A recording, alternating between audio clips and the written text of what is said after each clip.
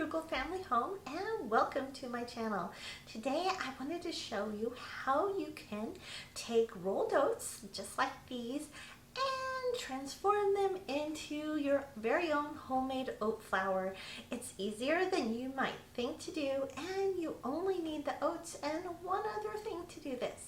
So let's get started and I'll show you how to make your own oat flour at home.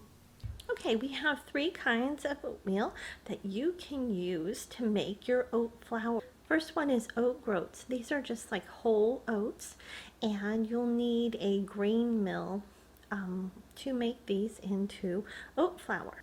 The next one we have is steel cut oats. These are just the oat groats that are kind of cut up. And again, here, if you're going to use these, you would need a grain mill again to grind them into flour. And here is old-fashioned rolled oats, and this is what we're going to use to make our oat flour, because most people have rolled oats on hand already or can get them pretty easily and inexpensively, and they can be ground into oat flour using a food processor or a blender. So that's what we're going to do today.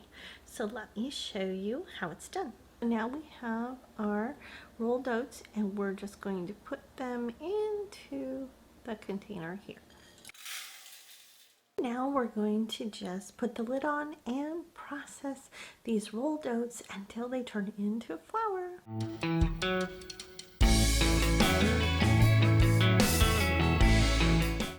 And here's our rolled oats ground into oat flour, and as you can see, it's nice fine flour, just like you would get from the store.